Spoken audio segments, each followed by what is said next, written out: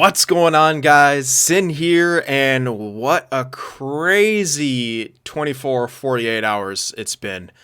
Seeing the suspension of every single major sports league out there, including the NHL, and that's the one we're going to focus on, of course, later than everyone else, and kind of following in their footsteps as the NHL often does. But it's crazy, and here's the thing. It's not unwarranted. Yes, to people like me, a lot of you out there, and most people on this globe, the coronavirus is not lethal. It can be serious, not highly likely, probably not lethal to people who are healthy, not immunocompromised, and on the younger side of things. However, we can still carry it, we can still spread it, so I completely understand the decision by all these major sports leagues and the NHL, and I'm glad they did it before someone got sick, right? Like the NBA did. And wait, someone gets sick, and it just so happens to be a guy who then infects other people and is very careless and openly dismissive towards the potential danger of the virus. And the irony of that doesn't go unnoticed. And it's not funny, but it's a dry laugh towards that kind of situation. So let's kind of focus on the NHL here and what we think will happen. I'm not going to regurgitate facts, figures for the coronavirus. That's all over Twitter. Everyone's sick of it. And it can get tiresome. And when you focus on it so much, panic sets in. And that's not good. Fear, to a certain extent, can be healthy. Wash your hands. Be careful about your hygiene. Don't go near people who are infected. If you think you might be sick, self-quarantine. Socially kind of isolate yourself. Just be very careful. And I think that's healthy. But panic, people buying up half the store, like toilet paper. Why? Like, why, dude? People are like need some rolls, man. Why are you buying 10 things of toilet paper? Like, who knows? Who knows people's logic? But that's when panic is dangerous, because all of a sudden people are buying up these things in record quantities, probably more than they need for a year, and other people can't get any, right? So it's crazy. But so as I was saying, let's kind of focus on what we think the NHL will be doing here in this situation. So as of right now, the season is completely suspended. All games on hold, no practices, no nothing.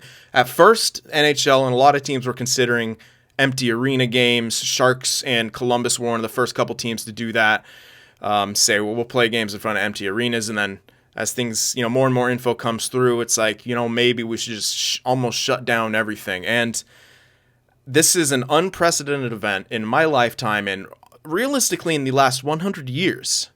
Now, granted, Spanish influenza, Spanish flu, was much more deadly, and obviously medical science was not as advanced as it is today. However, you cannot let that lead to complacency, and we've seen that various different countries, some complacency, government kind of trying to fudge some of the facts, and it doesn't go well.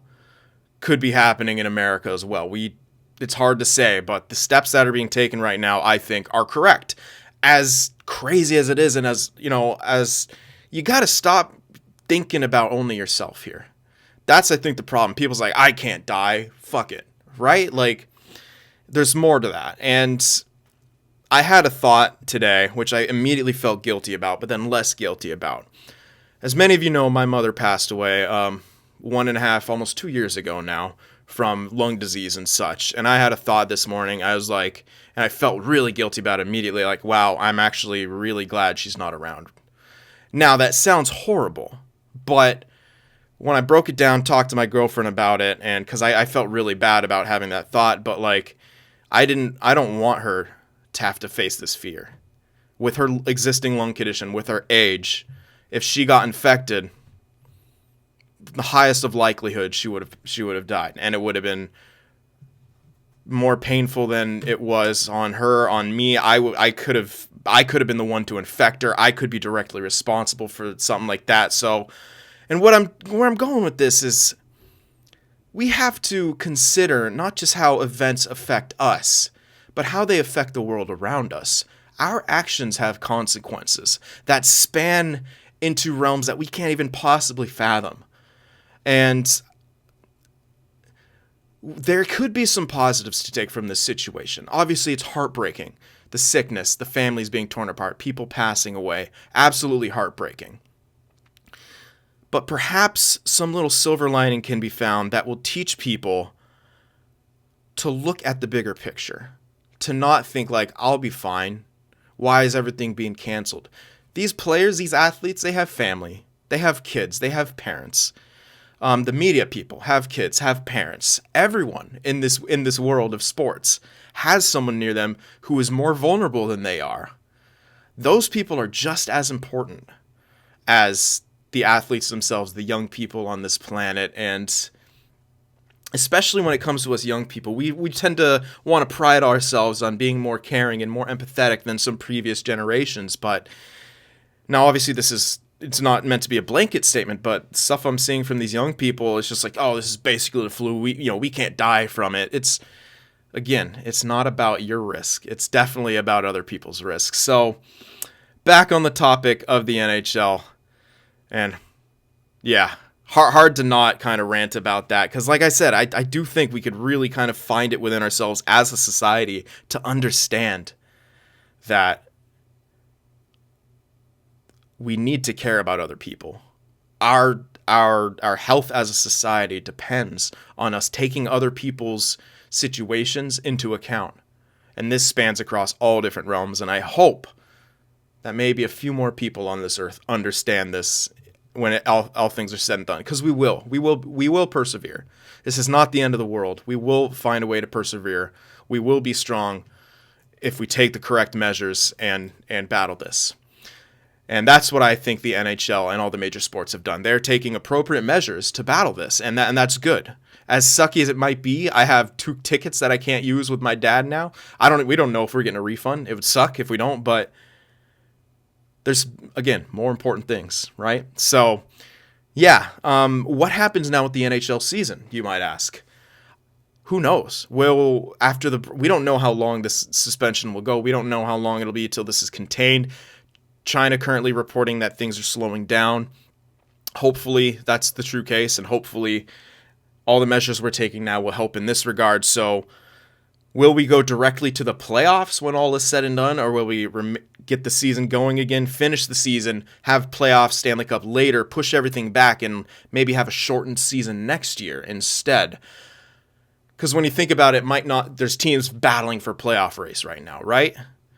Would it be completely fair to just start the playoffs now with a team like Florida fighting to get in, New York fighting to get Rangers, and Pacific Division, such a tight race. Now I got the hiccups. Cool. Vancouver, all these different teams. Is that completely fair to them? Like, it might be the case. That just might be what happens, and we'll all have to deal with that. I think it would be better to push everything back, though, and then have a shortened season next year if it comes to that. Like, it's basically like, a lockout shortened season. And that way, everyone starts at 0, and they all have the same amount of time to fight for playoff spots, instead of you thought you had more time. I mean, I guess it's but I don't know. For me, it just seems, if everyone starts at 0 and knows the amount of time they have, rather than this thing kind of, coming out of nowhere, no one expected this. As I said, hasn't happened in over 100 years. And if maybe they just cancel everything, depending on how things are. If everything's canceled, this will be the first time in 101 years that a Stanley Cup isn't played that wasn't because of a lockout. There's only one other time a Stanley Cup was never awarded, I think, and that was the 04-05 lockout, or was that 05-06? One of those. 04-05 or 05-06, one of those years. I can't remember exactly. I was, early in my teens. And what's trippy to me is some of you guys might not even be alive for that. Jeez. Or just very young, you don't remember that lockout. It was an entire year lockout. Everyone's playing in Europe and everything, and it would be weird if that happens. And of course, you see the memes, first place team automatically gets awarded the cup. They won't do that, although it'd be funny as hell. Boston just gets awarded the cup. The whole everyone would be so pissed. I would like to see it just to watch the hockey world proverbially burn.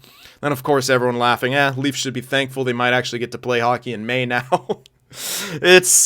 I'm glad that we are able to kind of find those funny things, but as I said, it's still a very serious situation, and I'm glad that these large organizations are taking the measures and setting the example of what needs to be done at a time like this, because it is serious.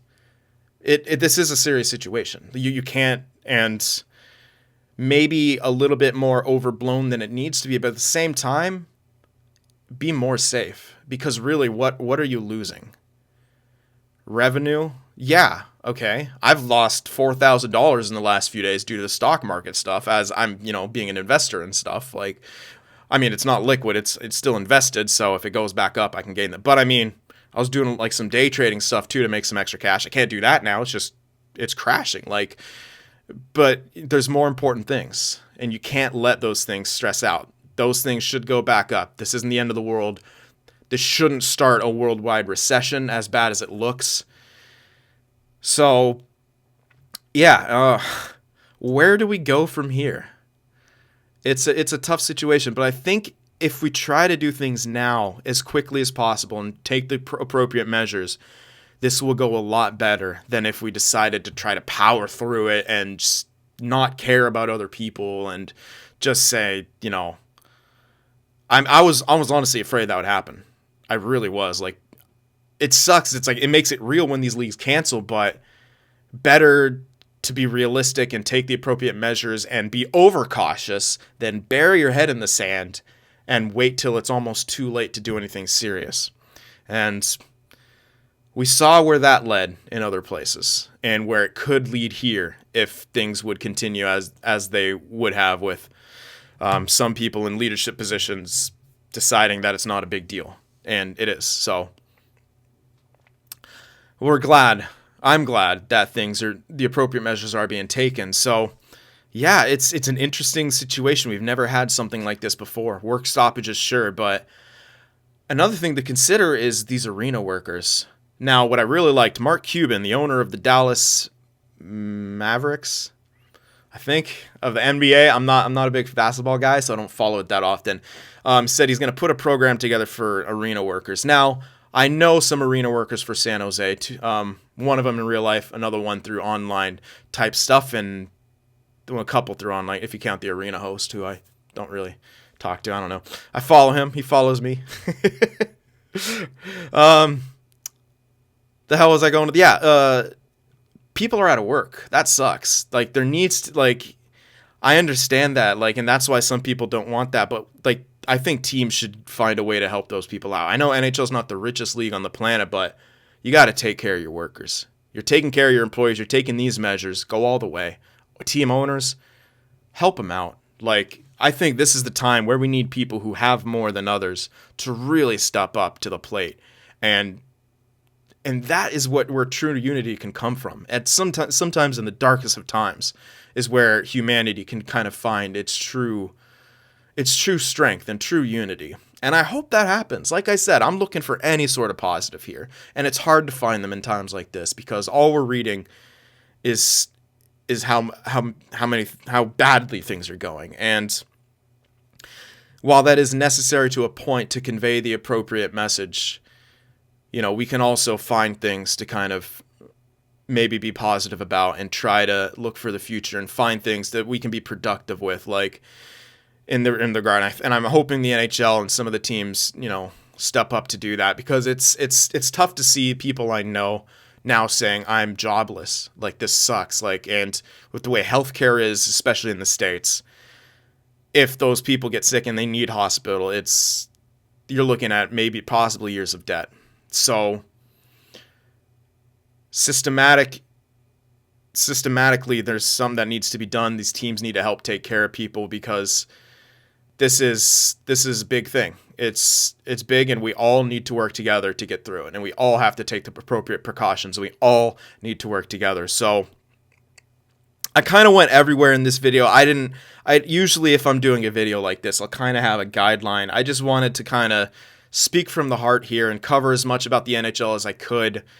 But for me, it's kind of impossible just to stick there. The way my brain works is I kind of formulate all these connections and really want to have a positive message rather than just regurgitating facts at you guys, because that's just how I am. I want and me personally, my biggest desire is like to have some kind of positive change on the world. So I want to tell you all that I care about you. No matter who you are, I care about you. No matter what you are, who you are, what you believe, anything, I care about you. I don't want anything bad to happen to you.